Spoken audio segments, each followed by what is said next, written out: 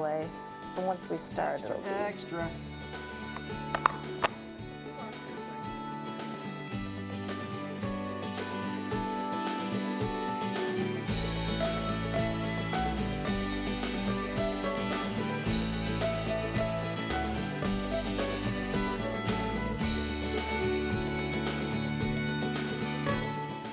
All right, we are up. Good morning, everyone. Welcome to Sunrise Extra at 7 a.m. Good morning, Instagram. Hi, guys. Hey, good morning. Technically Good morning. speaking, it is 6:59.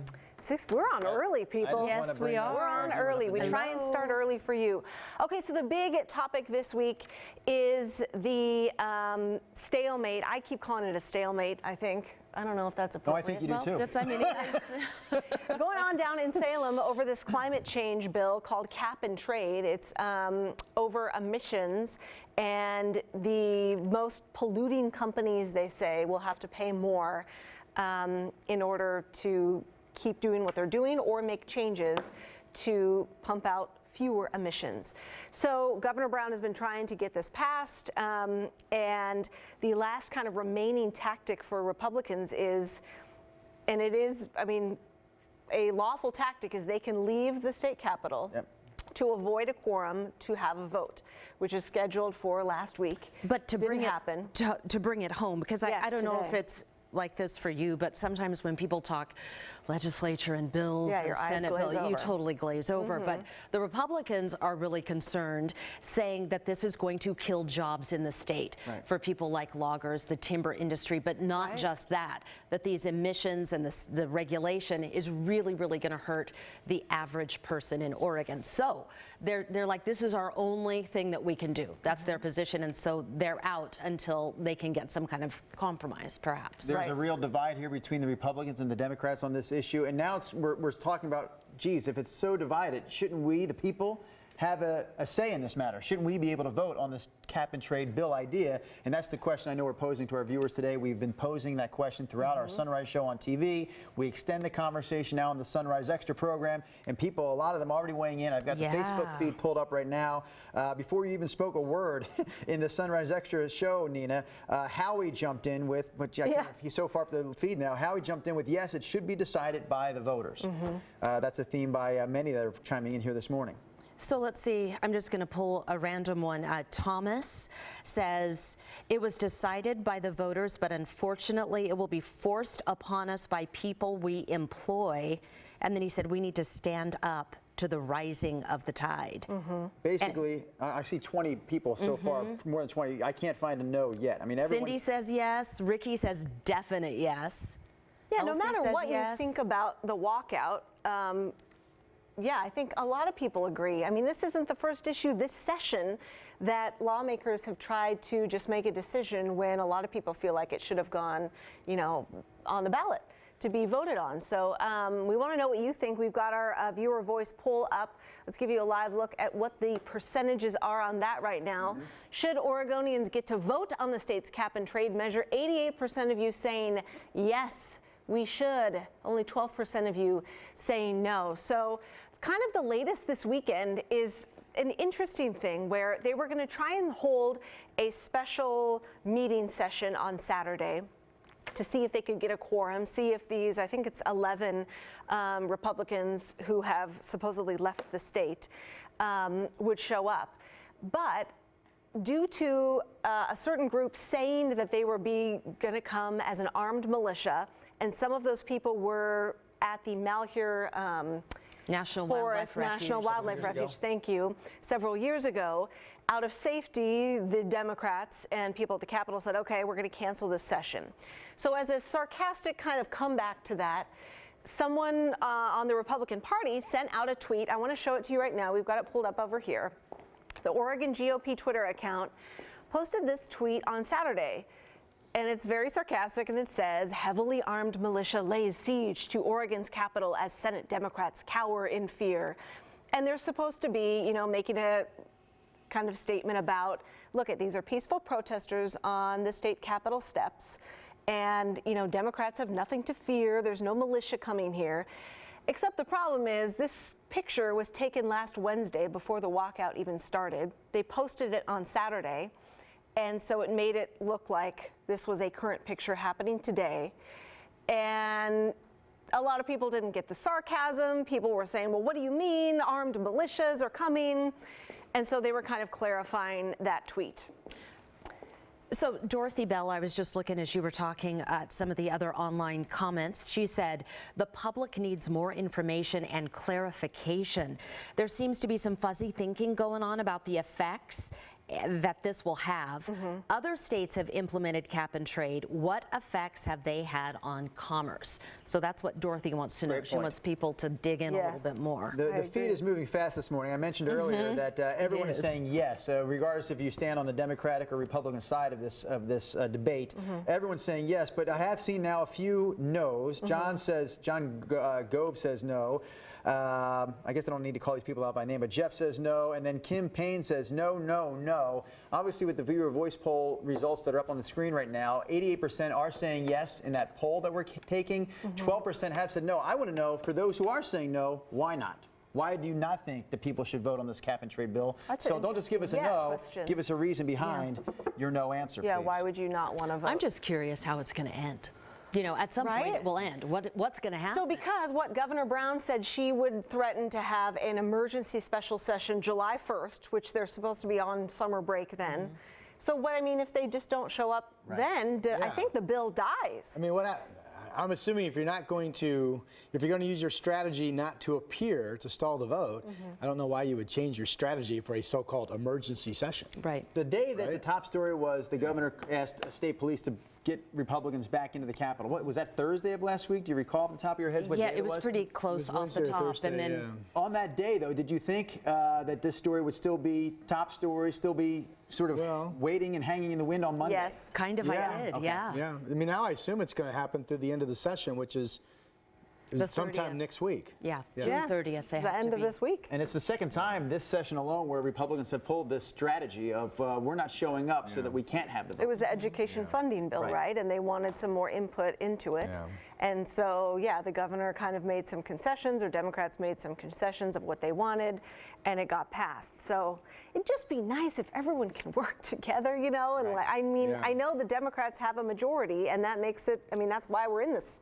But this has blown up past our Predicament. state. I mean, some of Right. the other national lawmakers have weighed in on Covering this as this. well. Absolutely. Yeah. So it is bigger than Oregon. Yeah, at I want to this show you point. some of the Facebook comments. This story is just blowing up on our KGW Facebook page. This was only published an hour ago, and so far, I should refresh it. Let's see how many we have right now. 120 comments so far. And Matt Grant, the top comment, saying, don't go back, referring to the Republicans, stand your ground. Greg says, when all the responsible Oregonians are at their jobs. Darla, on the other side, saying, this is so ridiculous, just do your job. And let's see. Mal saying, so Republicans don't like the way the game was going, and Republicans quit playing and took their ball home with them. Stay tough, MAGAs. Okay, Melvin saying, stay strong, Republicans. Rob, they aren't coming back until next week, so keep up the hypocrisy and dividing nonsense. And Governor Brown didn't do anything when Democrats did the same thing, so it shows how it's all about the party instead of the people. That's right. I forget how many years ago it was that Democrats did the same thing. It was what? 18 years ago? 18 years ago. Okay. I mean, I wish, there are 30, I'm told, correct me if I'm wrong, I'm told there are 30 state senators, 11 of them are Republicans. Yes. So, I mean, it's not like I mean, that's pretty close. It's not 50-50, obviously, but my point is, boy, I wish we could just talk things out, and usually to pass some big legislation, you have to compromise somewhat. That's the way the game plays. So I think everybody wants to lead toward doing what we can to be better custodians of our environment. Well, and so we'll see Multnomah if there's any County compromise is or not. population heavy, and that's always been the knock of almost anything that we've done in the state, is that it really is weighted toward people in the city. Right. And people who are in the other rural counties said, hey, we want a voice too. Yeah. But I've also heard the analysis recently that what's happening in the legislature right now is making Oregon just kind of a microcosm of the bigger problem in the country. It's like, are we not going to be able to agree on things anymore? Are we not going to be able to compromise?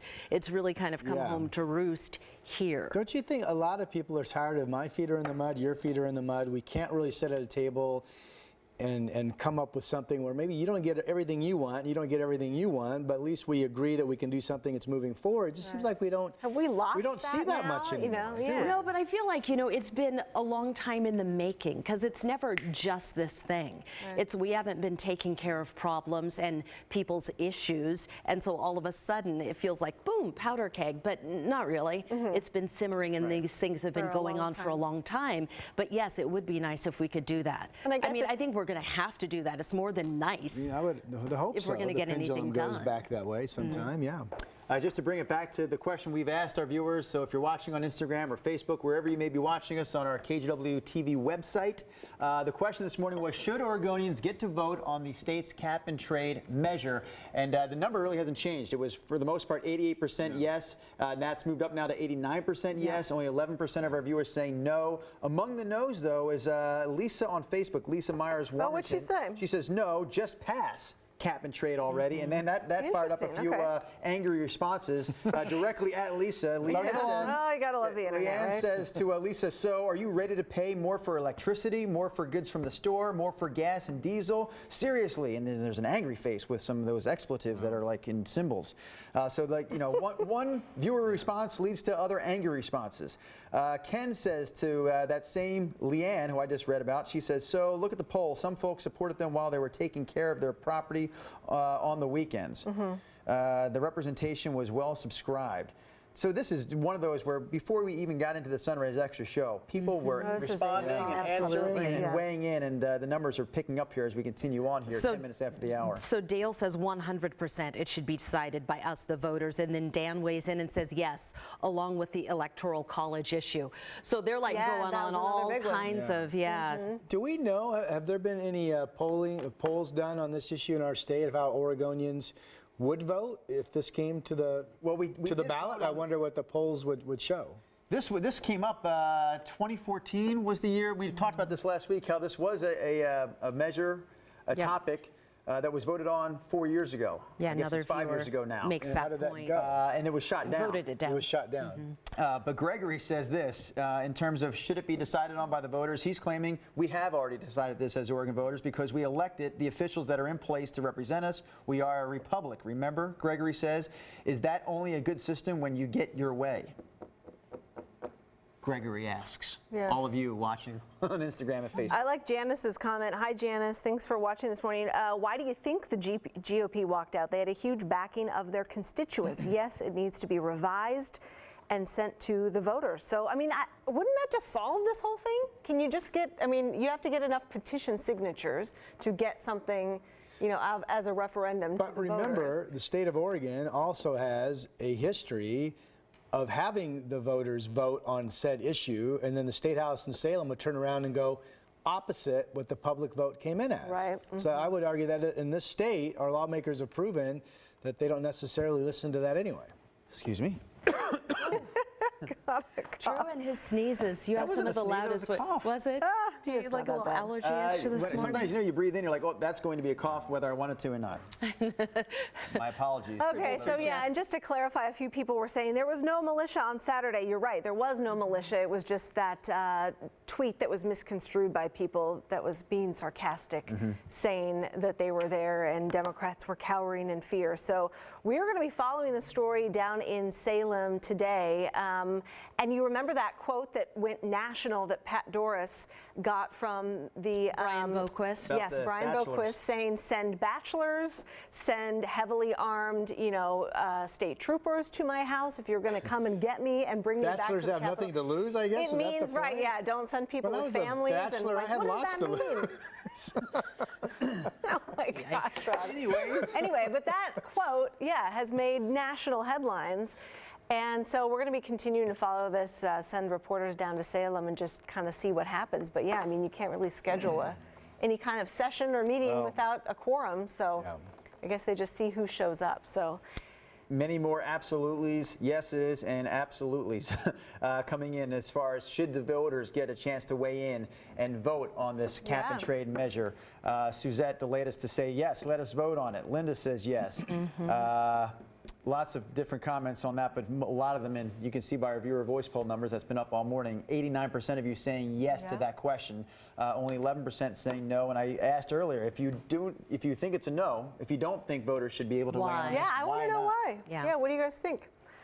All right, continue the conversation online. We know you will. Thank you guys so much for weighing in and talking about this. It's going to be a big story all week as we get close to July 1st. When there could be another That's session. 1 week from today. It's 1 week from today. All right, you guys have a wonderful Monday. Bye. Bye.